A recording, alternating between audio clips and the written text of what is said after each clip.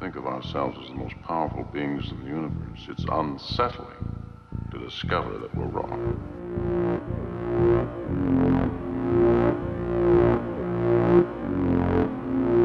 Time has come to see the world as it is. Can we pull back the veil of static and reach into the source of all being? Behind this curtain, this random pattern generator, you will be responsible for an escalation that will destroy everything. In this episode, I want to talk about something which was very surprising and intriguing to me. The attitude and opinions of spirit beings regarding how our culture and society deal with children and child rearing. The spirits I'm referring to are the ones who are from worlds and cultures very different from our own. In short, they think we are absurd, stupid, and cruel when it comes to how we deal with children. First of all, they think that it is absolutely absurd that children tend to be raised by only two people in our culture of nuclear families. They say that it is detrimental to the parents and the children at the same time. The parents wind up being overworked, overstressed, and made to suffer miserably. The children, on the other hand, are raised in a sort of miniature dictatorship of two people who, most of the time, don't really know what they are doing and wind up imprinting and enforcing their own bad ideas and psychological neuroses onto the children, who wind up going to therapy for years as adults trying to work all of that negative programming out of their psyche. When I ask them to offer an alternative, they point to indigenous cultures and traditional Western societies of the past. In indigenous tribes, a child is almost always raised not just by their parents, but also by extended family and often by the entire village. Remember that old saying, it takes a village? Also, in Western cultures of the past, in addition to their parents, children were also cared for and raised by wet nurses, night nurses, nannies, maids, and the like. This reduces the incredible burden of raising children, and also provides developing young people with a much wider pool of influences, instructors, and inspirations. Another problem that they have with the modern nuclear family is that this current familial structure greatly facilitates the possibility of abuse and neglect if one or both of the parents are abusive or under the shadow of addiction. In an indigenous tribal structure, there are more checks and balances. If a parent is known to be abusive or neglectful, the mistreatment is more transparent to the rest of the community, who then usually step in and take the child away to be raised by others, usually extended family. In the nuclear family structure, an abusive parent is often able to get away with their terrible behavior for years. Something else which bothers them is the fact that there are young children and infants around just about everywhere you go in public. A lot of them are baffled as to why we allow that. Something they see as absolute lunacy, something which they claim is, once again, mutually detrimental to both children and adults. The children are put into many more possible situations of risk in regard to deadly accidents, not to mention sadists and child molesters. On the adult side of things, the parents are put under considerable more stress and hardship, having to constantly wrangle, protect, and worry over their roaming children in public. Also, many of the spirits absolutely abhor wailing infants and screaming children. They can't understand why we allow that to occur in public places of necessity, like the post office or grocery store. They are also horribly annoyed by parents loudly disciplining their children in public. The way they see it, the parents are being horribly obnoxious and selfish, ruining the lives of all the other adults around them, putting their fragile and unknowing children in danger, and unwittingly screwing themselves over with their own ignorance. They suggest that our culture should have a more robust and regulated system of nannies, wet nurses, caretakers, and the like, and that children under the age of about 7 years old should not be allowed in most public places. Now, I want to let it be known that I understand that the demands of our culture often make it very difficult for parents to raise their children in this manner. The spirits aren't angry at the parents, they're angry at the stupidity and ridiculous demands of our modern Western culture, which they consider to be idiotic and toxic in the extreme. And now, the news. What the hell in God's name is going down here? A Florida woman says that little blue lights invisible to the naked eye have taken over her house. The lights are visible through the lens of a camera, however. The woman, who opted not to reveal her identity, captured footage showing the moment when round little lights the size of a pea, mostly of blue color, fly freely across her living room in an insect-like pattern. She first saw them on a photo she had taken of someone in her home, but she thought it was just a reflection. So she moved the camera around, and that's when she realized the house was full of them. And while at first sight the phenomenon appears to be just dust particles, John Baumhoff, who has been a videographer and editor for over 30 years, says he has never seen anything like this. An old friend of mine that I will call Sally came to my studio. She prefers not to reveal herself right now because she doesn't want any personal attention brought to her or to her home, Baumhoff said. She just wants an explanation of what is starting to appear on her cell phone. She came to me thinking there was a logical explanation, like something involving cell phone pixel charges or lens reflection or something like that, he continued. Reportedly, Sally had used a different cell phone and she kept getting the same results. Tiny blue dots of light appear randomly, and they are always moving quickly. I called them blue pickets, the videographer explained. At first, he says he thought the lights were just some sort of bioluminescent insect, but he quickly dismissed that theory when Sally mentioned that they were invisible to the naked eye. I began to analyze the footage. A few things were obvious from the start, he explains. They are not reflections of anything. They move in directions totally unrelated to the camera movement, and they move just as much when the camera is still.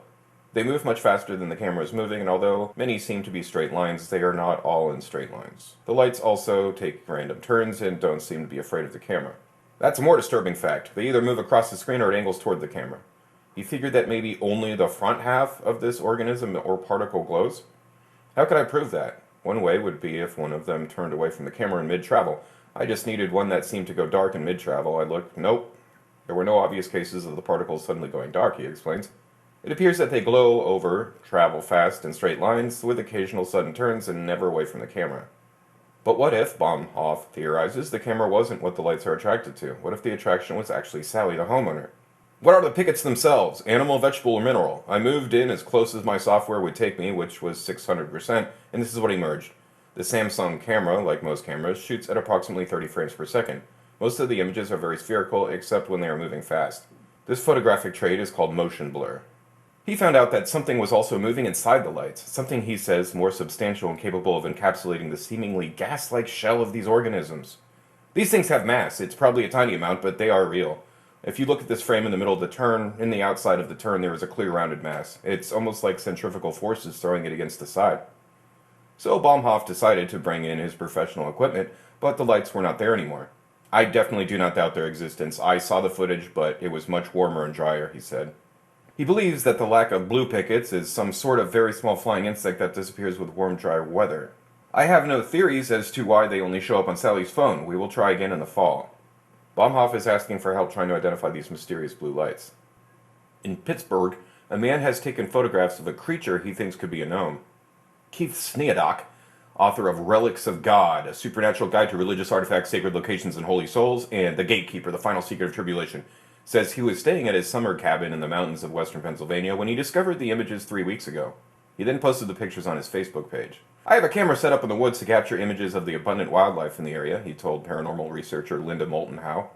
Sneadock says he was using a Scout Guard trail camera, which is capable of detecting images up to 85 feet with a resolution of 8 megapixels. Of all the cameras I have used over the years in my cabin, this is by far the best, he said. This series of photographs, reportedly taken consecutively and 1 second apart, show a little swine-like entity with big eyes wearing a red shirt and a purple hat while walking on a pathway between 2 patches of green forest. It seems oblivious to the camera. My camera detects heat and motion, so whatever this was, it gave off heat and also moved, said Sneadock. All I can say is, to me, it looks like a gnome. A troll or brownie of some sort, he continued. It's not a leaf in the foreground or any type of weed or plant. The creature stands approximately 44 inches tall. Sneadock says he has taken pictures of strange things before, but rapidly dismissed them because there was generally only one blurry image that could be a bird taking flight or some other animal. But this time, with 3 different clearer photographs of the same anomaly, he admits to being stumped.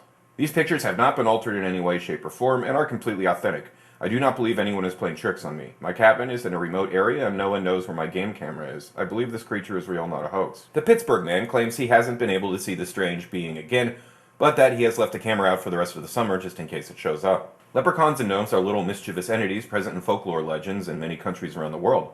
In 1989, a dead creature believed to be a gnome was found in Spain. It was later determined by doctors and investigators that the gnomo of Giron tissue belonged to an unknown animal never seen before. In 1927, a strange little-known event shook the Australian town of Fernvale. Approximately 37 miles west of Brisbane and along the Brisbane River, Fernvale is located at the southern end of the region of Somerset. Like most UFO-related incidents, this one began in one night with the appearance of mysterious lights. The lights, the main witness told UFO investigator Bill Chalker during an interview in 1985, were dancing in the sky as though performing for them. The eyewitness was only 10 then, living with his parents and his younger sister on a farm. But the show soon became less exciting after the family began noticing the reaction of their cows. The animals were clearly disturbed by the lights, allegedly causing the death of 3 of them. 2 pigs were also reportedly killed by the strange visitors. They had puncture marks on their necks and scratches and puncture marks over their bodies. The neighbors, the witness recalled being told by his parents, were also terrified by other apparitions that would not be revealed to the young boy that day. A few nights later, the witness recalled, he was already sleeping when he noticed the strange noises. His parents discarded the ruckus as a segment of the boy's imagination, but the next night when the noises came back, they were also able to hear them. Concerned about their own safety, the family made sure that they kept their doors and windows locked. When they woke up the following morning, both doors were open, and there were footprints that looked like those of a Wellington boot tread, leading from the front door through to the back. One night, the boy and his sister were walking home from a neighbor's house when they noticed an actual flying object coming to rest on top of a hill. Later in the early morning light, they found a 30-foot diameter patch of scorched grass. Then later on, the boy reported seeing a giant bird on a tree. The parents told the boy that this was exactly the apparition the neighbors had been terrified about. It appeared out of the darkness, one of the neighbors had told the boy's father. There was a poultry smell in the air, and feathers were also found. They were bigger than any bird they had ever seen, ostensibly at least 3 or 4 times bigger than a wedged-tail eagle, Chalker wrote. According to the neighbor's son, the birds seemed to be gliding with their exceedingly big wings. The beasts, he said, appeared to communicate between them. They were monsters, making sounds like unintelligible conversation, the boy explained. His sister and father had also been witness to the ominous bird sightings, hopping down the hill near the house with its wings flapping. Finally, a humanoid in a white suit visited the boy, silent and mysterious, wearing boots similar to those which must have made the previous footprints found by the door. The man in white suddenly disappeared, taking with him the dancing lights and the giant birds. They were never seen again. One wonders if he was wearing Wellington-top boots and kept an unusually large aviary, said Shocker, trying to offer rational explanation. Multiple witness reports indicate that something undoubtedly happened in Ferndale in 1927. On October 14, 1954, at nightfall, in Saint-Germain-du-Bois in France, Mr. Langeret observed a luminous orange object on the ground near a cornfield. On October 14, 1954, at 1930 hours, in Chasey-Wood, France, south of Goignon, Messieurs Jeannet and Garnier saw a reddish fireball fly low over their cars as their engines and headlights died. On October 14, 1954, at nightfall, also in Chasey-Wood, France, André Cognard, coming from Goignon, was blinded by a light as a disc-shaped object flew low over his car. On October 14, 1954, at nightfall, in Saint-Romain, France, Mr. B saw a circular craft shaped like an upside-down plate. At the same time, the engine on his motorcycle stalled. In the same area, an engineer saw a luminous object coming down rapidly. On October 15, 1954, in Perpignan, France, Damien Figueres, 56, was walking with his dogs when a reddish, luminous sphere landed 30 meters away, and an individual in a diving suit walked around it. The dogs barked at him. He boarded the machine, and it flew away in silence. On October 15, 1954, in Boaria, Italy, a farmer leading cows to a pond suddenly saw an object fly over his house. The cows panicked and ran away, throwing a girl to the ground, while the object emitted a burst of light. The witness ran to the house and fainted. 3 other persons saw the craft depart. Dark and surrounded by short blue and yellow flames, the object was egg-shaped, flew 15 meters above the ground, and emitted intense heat. The little pond was found desiccated, and haystacks caught fire as it flew over, while the cattle suffered burns. Now moving to strange events in Romania. At Buhai, Palpa, Gorove, and also in Vienna, Austria, poltergeist activity centered on Eleanor Zugun, including violent physical assault, February 1925 to May 1927. Near Cluj, 2 couples picnicking in woods saw a round metallic UFO, and Emile Barnier took 4 photographs, 18th August 1968. In Nemt, at monastery, paving stones split to reveal grave of a monk whose bones exuded pleasant fragrance, 23rd May 1986. In Petrila Petrosani, chickens were frightened by a circular silver UFO in the sky. It had small protuberances beneath and dome with antenna on top. It rotated as it flew off, and others saw it. 22nd November 1967. In Sini, Parhova, 10 children watched strange colored lights for an hour. Burn marks found on grass later, and increased radioactivity found by investigator. 29th March 1976. In Singiursbai, professor of civil engineering saw a UFO he thought was meteorite coming to Earth, but it slowed down, then changed direction, climbing steeply and changing color, then changing direction again. 4th August 1967. In Pozesti, night watchmen saw object fall from sky after midnight, marks found at presumed landing site same day. Corn stems broken, cylindrical hole in ground, increased radioactivity in soil. 28th September 1972. Now moving to Scotland. In the Borders region at Peebles, ghostly phenomena in Cross Keys Hotel centered on room 3. Radio interviewer trying to record ghostly voice obtained only the voice of Donald Duck, recorded at high speed. September 1975. In the Fife region at St. Andrews, university student walking across playing fields at night saw 3 ghostly monks walking above present ground level, who disappeared when 10 feet away. Autumn 1979. What the hell in God's name is going down here? was a public service announcement designed to scare the shit out of you. He was abducted by aliens earlier this afternoon. That little girl got lost under the bed and she went into an alternate dimension. I'm going to read the preface to the book Passport to Magonia on UFOs, Folklore, and Parallel Worlds by Jacques Vallee. It is readily acknowledged that our time has surpassed all epochs in history for the accumulation of technical knowledge, physical power over our environment, and economic might. It is less often pointed out, however, that our age has generated and continues to generate mythical material almost unparalleled in quantity and quality in the rich records of human imagination. More precisely, I am referring to the fact that people, during the past 20 years, have very frequently reported the observation of wonderful aerial objects, variously designated as flying saucers, unidentified flying objects, etc., that among these narratives, descriptions of landings made by these craft are commonplace, and that quite a few accounts purport to inform us of the physical characteristics, the psychological behavior, and the motivation of their occupants. These matters, then, are the subject of Passport to Magonia. During those same 20 years, there has been a fury of speculation about the nature of UFOs, and the speculation has developed into several investigations conducted by scientific and military panels. In these studies, the material that pertains to the landings of the craft, and which found little credence in the popular press, has been generally ignored. Thus, the only angle from which the total phenomenon could have been viewed in its true perspective has been neglected. The investigators have never recognized the fact that beliefs identical to those held today have recurred throughout recorded history and under forms best adapted to the believer's country, race, and social regime. If we take a wide sample of this historical material, we find that it is organized around one central theme: visitation by an aerial people from one or more remote legendary countries. The names and attributes vary, but the main idea clearly does not. Magonia, heaven, hell, elfland, all such places have in common one characteristic: we are unable to reach them alive, except, as we shall see, on very special occasions. Emissaries from these supernatural abodes come to Earth, sometimes under human form and sometimes as monsters. They perform wonders. They serve man or fight him. They influence civilizations through mystical revelation. They seduce Earth women, and the few heroes who dare seek their friendship find the girls from Elfland endowed with the desires that betray a carnal rather than purely aerial nature. This book is an attempt to build a bridge between two clusters of rumors, observations, and reports. On the one hand, the claims of men and women who are alive today and state they have observed such beings, and on the other, the large body of similar data that has come to us through tradition. The public is greatly interested in the possible scientific solutions to the flying saucer problem, as is illustrated by the various controversies we can read in the daily press. It is not my purpose to assess the contributions of the official investigators, or to take their place.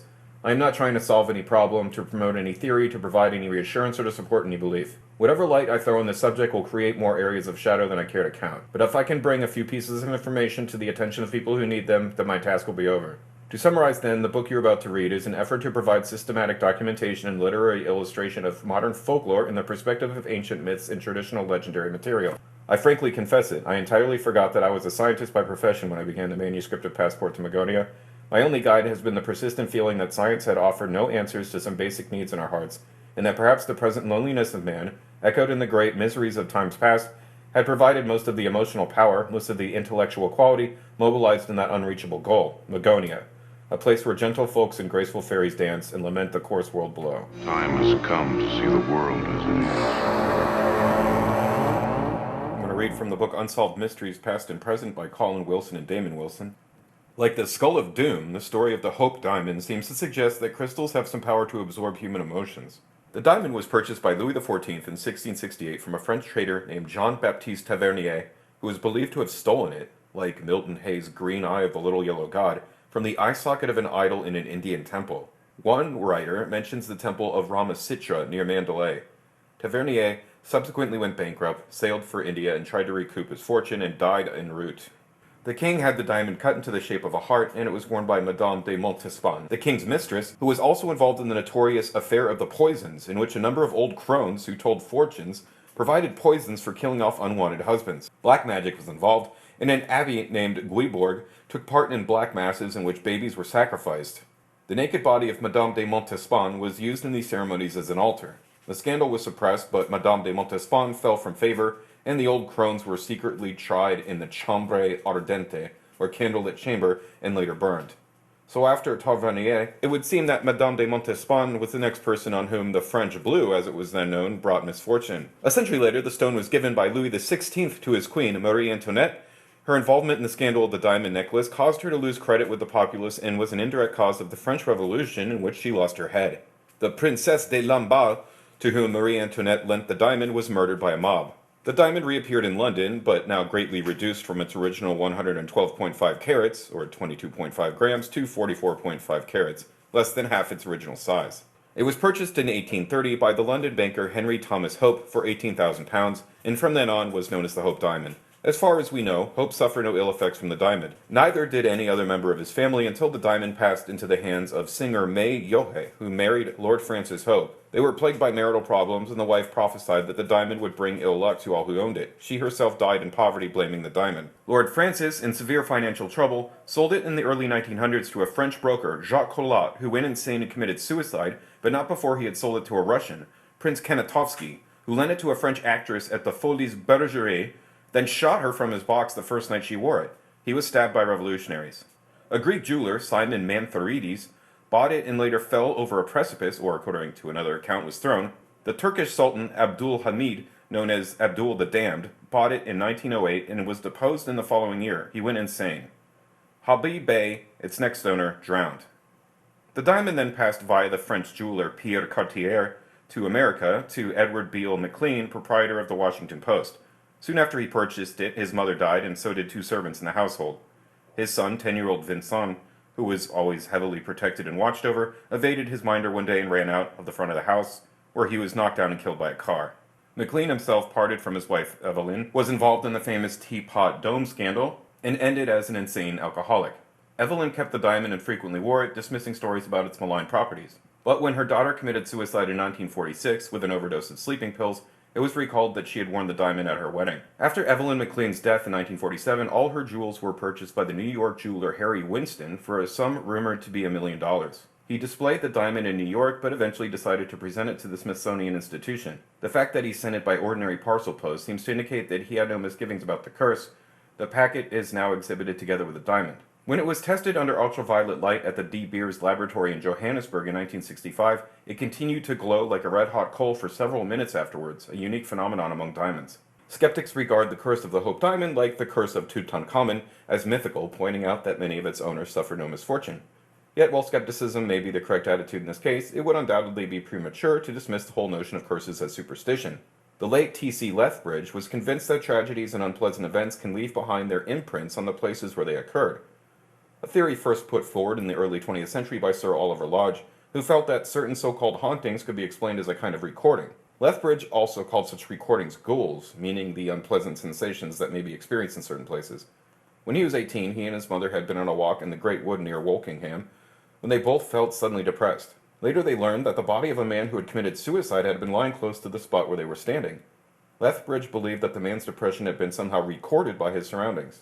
4 decades later, Lethbridge and his wife Mina set out one afternoon to collect seaweed from a nearby beach, Leitrim in Devon. As they walked to the beach, Lethbridge again experienced a blanket of depression, as if he had walked into a fog. A few minutes later, Mina said, "I can't stay in this place any longer," and they left. The following weekend, they repeated the trip. Again, he experienced the same blanket of depression. This time, Mina went to the top of a cliff to make a sketch and suddenly experienced an unpleasant sensation as if someone was urging her to jump. Later, Lethbridge discovered that a man had recently committed suicide by jumping from the spot where Mina had been standing. He concluded that this was again the reason for the depression. The man's misery had somehow been recorded on the electrical field of water. Both days had been warm and damp, and he had also noted that a small stream ran onto the beach at the point where the depression was strongest. It was not the suicide's ghost that was urging Mina to jump, rather she was responding to his own suggestion of jumping.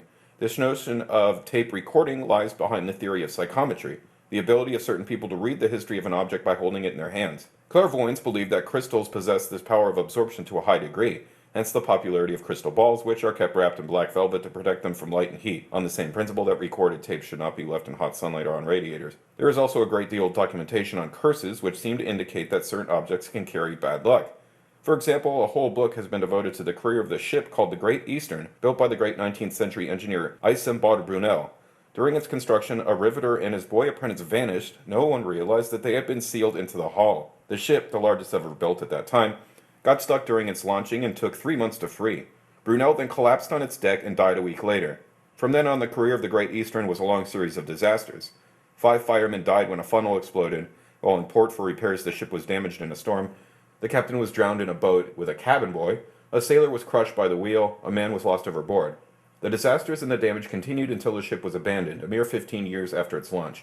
When it was broken up for scrap, The skeletons of the riveter and his apprentice were found sealed in the hall. Many similar stories could be told of jinxed ships, houses, airplanes, and cars. The car in which the Archduke Ferdinand was assassinated at Sarajevo, thus precipitating the First World War, went on to bring death or disaster to its next 7 owners.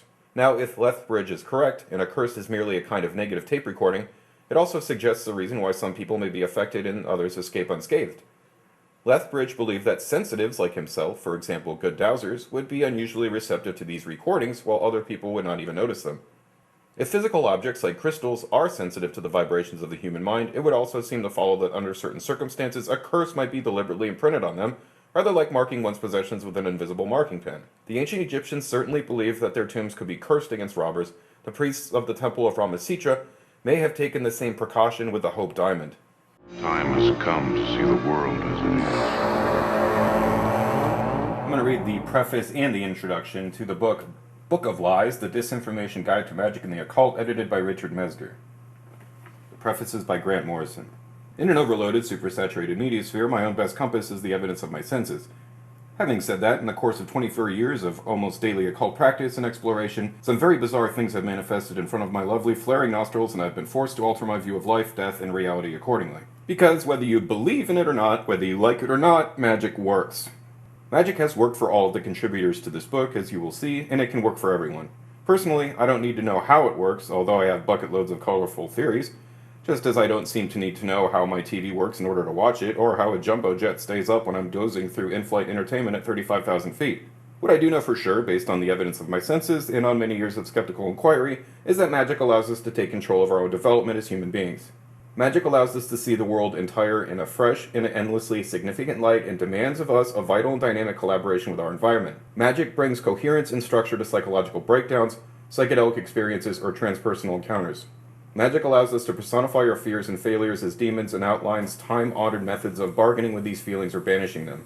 Magic is the sane response to a world filled with corporate ghost gods, roaming, mindless laws, and peering surveillance lenses. Above all, magic is about achieving results. It's about manipulating real-time events, dealing with devious spirits and other autonomous energy sources. It's about conjuring dead pop icons to do your bidding and writing it all down so that it reads like an exciting adventure story and changes the world around it. Magic is glamorous, dark, and charismatic. Magic is the hopelessly inadequate standard English word for a long-established technology which permits access to the operating codes underlying the current physical universe. Becoming a magician is a developmental skill, like learning to talk, to reason, to emphasize, or to see perspective. Magic, in short, is life as it is meant to be lived by adults. Disinformation's Book of Lies is a 21st century grimoire, a how-to book designed to inspire the young magician warriors of this new and turbulent century. In the apparent derangement of our times, this book is both a call to arms and an armory also. Read on, get tooled up, get out there, and start bending reality. And welcome one and all to the new magical century. Now the introduction by Richard Metzger starts with a quote by Robert Anton Wilson. The best place to hide something is right out in the open. No one ever thinks to look there. Can you teach me how to do a magic trick? At first this question used to really flummox me. Did they expect me to do, like, a card trick? A little sleight of hand, perhaps? What did they expect me to whip out and impress them with? By now I'm used to this line of inquiry, and interestingly, the question is always asked with complete sincerity, never with sarcasm or scorn, just an open attitude to the idea of magic. In situations where my reputation has preceded me, I think this is kind of fun. I've even come to enjoy this question, as it sure beats making normal small talk. But to answer the question, well, yes, I can teach you how to do a magic trick that will most assuredly bring you dependable results within reason, and I can likely explain it to you within 10 minutes' time. If you did what I told you, things would start happening, but before you go feeling all impressed with yourself, if you'd asked someone to teach you a song on the piano in 10 minutes, they could do so, but you'd still only be playing chopsticks. Just to put that into perspective, for some reason I have always considered myself to be a warlock, even when I was very young. I don't know why, really, but it is true. I have had this self-identity for as long as I can recall. There was never a time when I didn't feel this way. I don't remember how I gravitated towards magic in the first place, but when I was a little kid I really loved Bewitched. These were people who I could relate to, and all the comics I liked had heroes who were sorcerers and warlocks. My parents even have a Super 8 film of me dressed in a wizard costume, replete with cloak and Merlin cap, reading my grimoire and scrying into a makeshift crystal ball that doubled as a funky early 70s ashtray. I was about 5 years old when this was shot. 30-some years later, I look back on this and laugh at how consistent I have been. The older I get, the more I see a fairly straight trajectory from there to here. It's weird to contemplate it. One strong shove in the direction of magic might have something to do with a book called Witchcraft, Magic, and the Supernatural. A full-color, hardback picture book that came out in the 1970s with a bloody goat head on the front cover and an Austin Spare painting of a demon on the back. Since the audience for such a book was undoubtedly on the younger side, this book, like many such occult tomes published by Octopus Books, had several pictures of foxy, sky-clad witches nestled within its pages to attract more horny young buyers. When I was younger and first started to read up on the occult, I was always puzzled why it all seemed to be so ancient. I'd read book after book looking for something to latch onto, but little of it had much relevance to my life and my interests. Latin incantations, wands, daggers, robes, and the various occult props all seemed pointless to me and very ineffectual ways of making magic happen. I'd read about purification rituals, casting circle, the mass of this or that, hand fasting, and all of this stuff that magicians were supposed to do, but where was the sorcery? When does it get to the part where it explains how to make shit happen? That's the part that I was interested in, and it was the only part I was ever interested in. I recall watching Kenneth Anger's films for the first time and grasping intuitively how his films were ritual on celluloid, constructed with magical efficacy foremost in mind. Color, music, pacing, and especially his choice of actors, such as Anais Nin, Marjorie Cameron, Marianne Faithfull, and others, who he viewed as elementals, all figured into making Anger's cinematic spell so potent and brilliant. There was also the angle of how, because they existed on film and could be screened over and over again all over the world, they were incantations of a special power. I was awestruck by what I was seeing, and I learned a great lesson about making magic through a careful study of Anger's work, and through his influence, in part, I continued to move towards combining my career ambitions of working in film, television, and publishing with my private magical interests. Magic, defined by Lester Crowley as the art and science of causing change in conformity with will, has always been the vital core of all of the projects we undertake at the Disinformation Company. Whether via our website, publishing activities, or our TV series, the idea of being able to influence reality in some beneficial way is what drives our activities. I've always considered the Disinformation Company and our various activities to constitute a very complex spell. Some sorcerers use painting or music or fiction to work their magic, but I quite like the idea of having a magic business, both literally and figuratively, as the canvas that I perform my magic on. It works on a lot of levels, metaphorically speaking, for me to consider myself to be a magical businessman, if you see what I'm saying. It's a fairly unfettered way to see your place in the world and doesn't exactly limit your imagination. I'm sure Willy Wonka would agree. Well, it works for me at least. All Cretes are liars. Epimenides the Crete, inventor of the paradox. For this analogy, I've quite obviously cribbed the title from Crowley's cryptic 1913 book of the same name. I liked the irony, and it dovetailed so neatly with the Disinformation brand.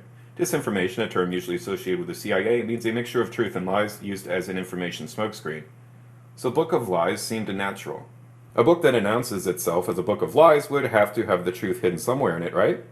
Also, since Crowley looms so large over my way of thinking, it's fitting to pay tribute. Again and again during the preparations for this volume, I've looked over copies of his occult journal, The Equinox, and I am conscious that this collection and its sequels follow in its tradition.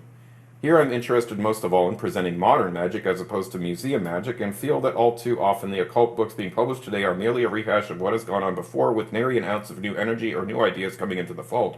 Not since the innovations of chaos magic in the 80s has anyone really come along with a go at trying to redefine magic for the modern era and offer a working toolkit. This is my attempt, my version.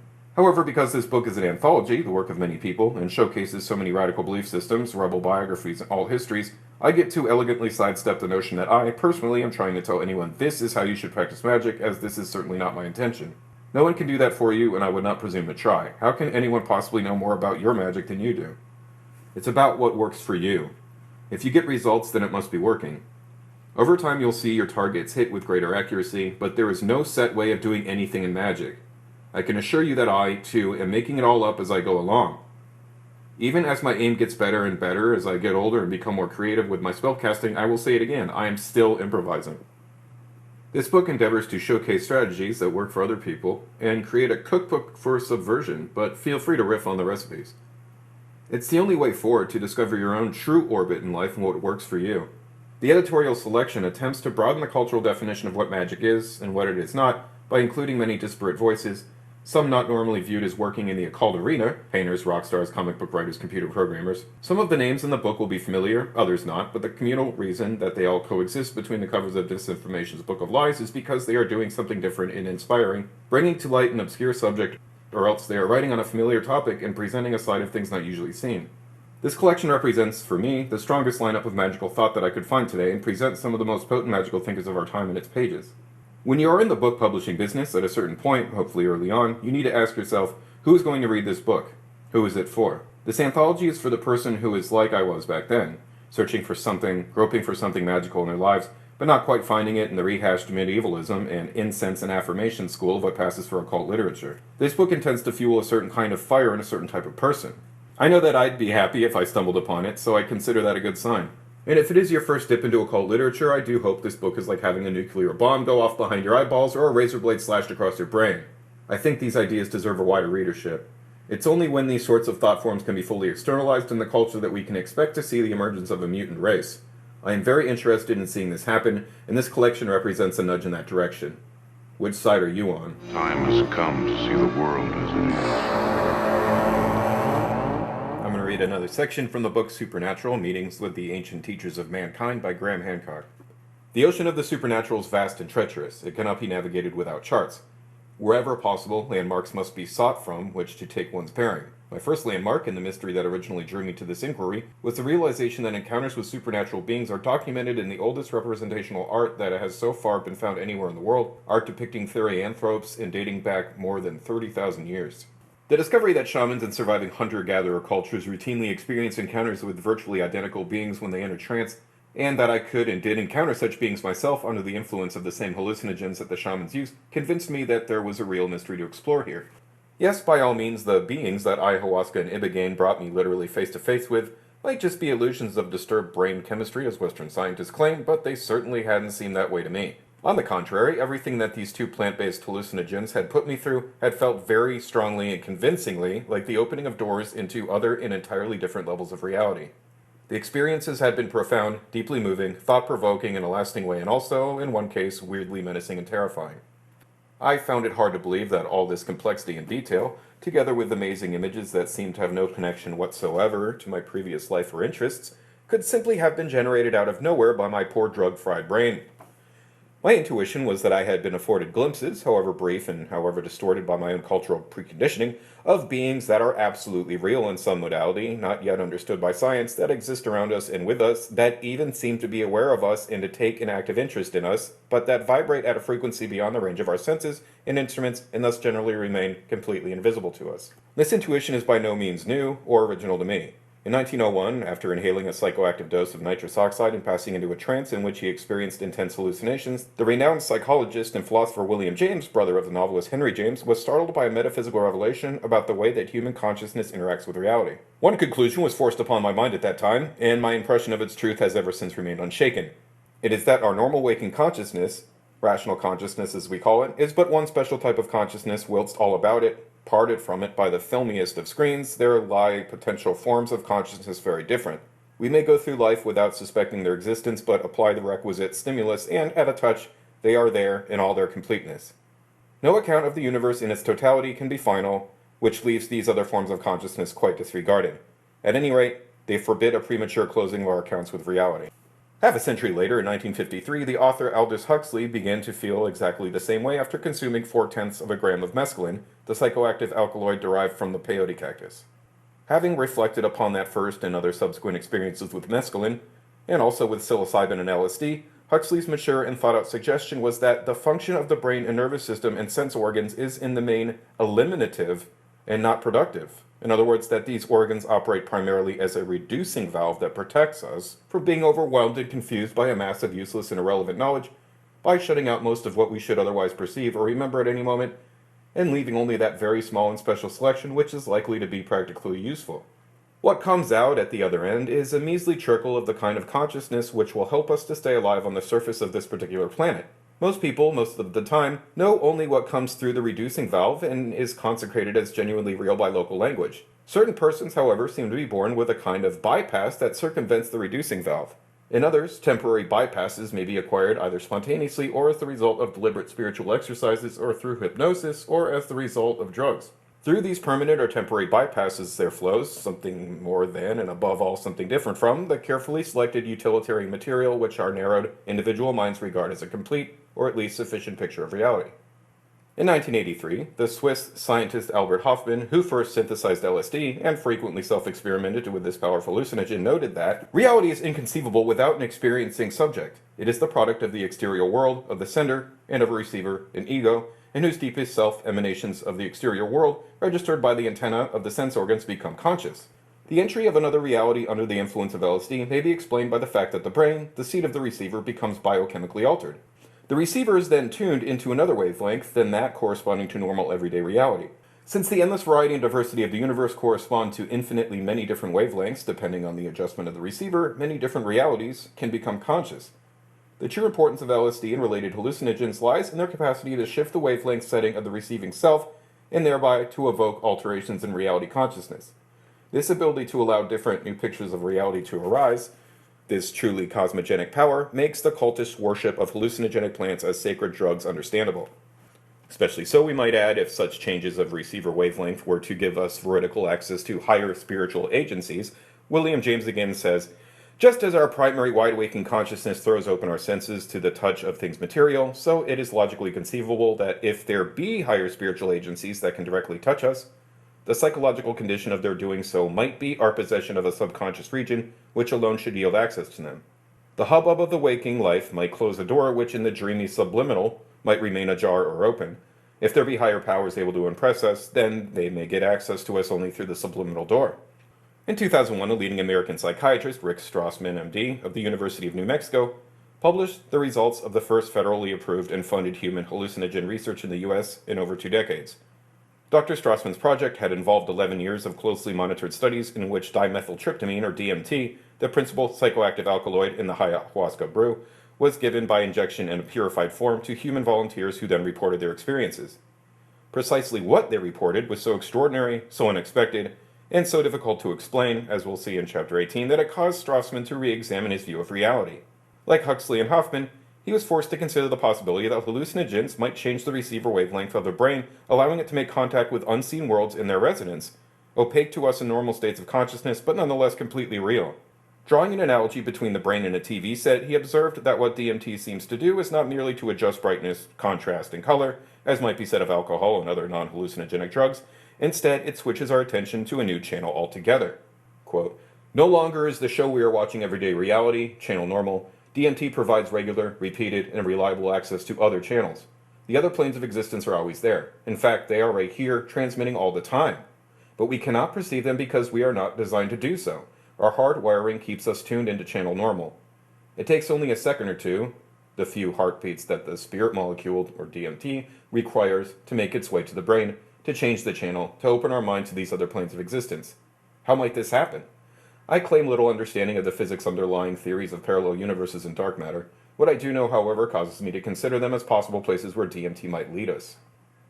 So it seemed that I was in good company in keeping my mind open to the possibility that the spirit worlds and supernatural entities of which shamans spoke, and that I myself had experienced, might after all have some kind of objective existence that the hallucinating brain was capable of interacting with, rather than being simply fantastic subjective concoctions of the same self-hallucinating brain.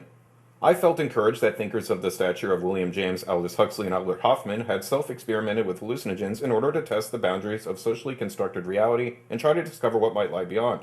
Their insights reinforced my sense that this was a valid and potentially fruitful research method, and helped give me courage to extend my own explorations with shamanic drugs. I decided to experiment with psilocybin because of its suspected role as the catalyst for the visionary cave art of Upper Paleolithic Europe. Pure DMT also held great interest for me because of the astonishing and disturbing results of Rick Strassman's work. The detailed reports of his lab volunteers left no room for doubt that when the alkaloid was isolated and injected in concentrated purified form, its effects differed in intriguing ways from those of the ayahuasca brew. The reader will recall that other ingredients in ayahuasca inhibit certain enzymes in the stomach that normally render DMT inactive orally. Though much less psychoactive than DMT, these other ingredients, principally harmaline, also have their own distinct effects in the brain and thus contribute further to setting a receiver wavelength that is specific to ayahuasca. The obvious implication of Strassman's research is that pure DMT, separated from the other ingredients, sets a receiver wavelength all of its own. This is confirmed by a number of tribes of Amazonian Indians who make regular use of psychoactive snuffs extracted from plants of the Viola family, containing extremely high concentrations of pure DMT. The Tucano, for example, consume ayahuasca frequently and have the greatest possible respect for it. Nevertheless, the anthropologist Gerardo Reichel Dolmatov found that Tucano shamans nominate a Viola snuff that they call Viho as the most important means by which one can establish contact with the supernatural sphere in order to consult with the spirit beings above. Among these spirits, Viho Mas, snuff person, the unearned master of snuff, is considered paramount. He is said to dwell in the Milky Way, from where he continuously watches the doings of mankind. I knew that I was most unlikely to be able to locate synthetic injectable DMT of the sort that Strassman had used in his federally approved research project, but learned that it could sometimes be bought in smokable form on the black market.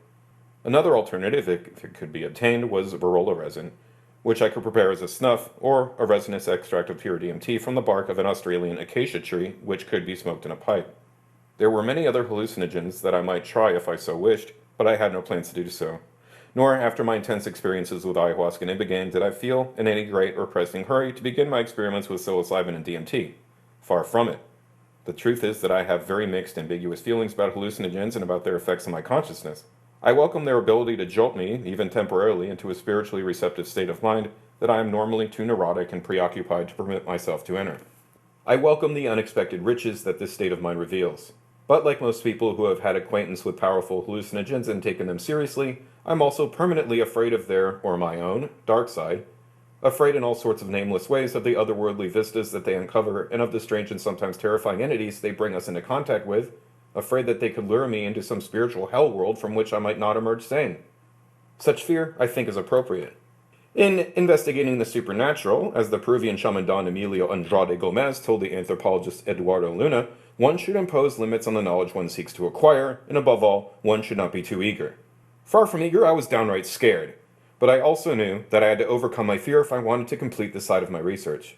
I therefore began looking for ways, preferably legal, to get my hands on the requisite substances and to prepare myself psychologically for whatever surprises or tribulations they had in store for me.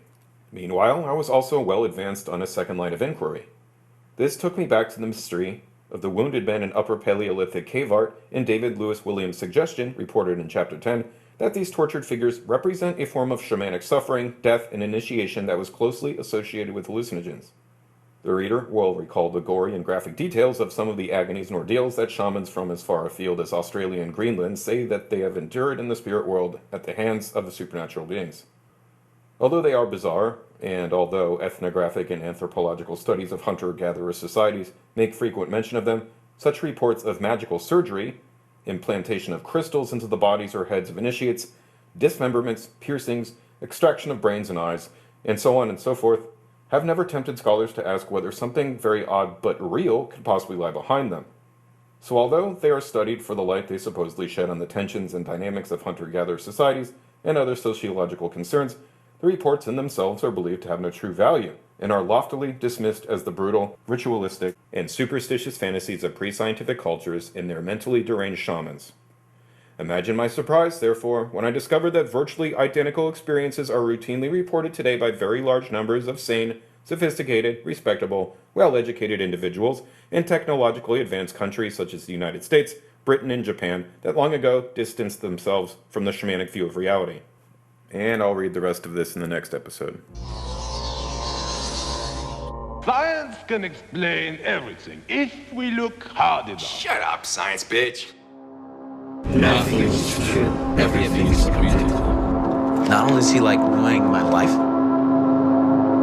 but with all this God shit that he's into, he could be ruining my afterlife. It's a sort of interdimensional vagina that somehow appears. I can interact with it. Fabric of the entire universe could be torn apart. I know my mind is changing. I'm already too far gone to know what to do.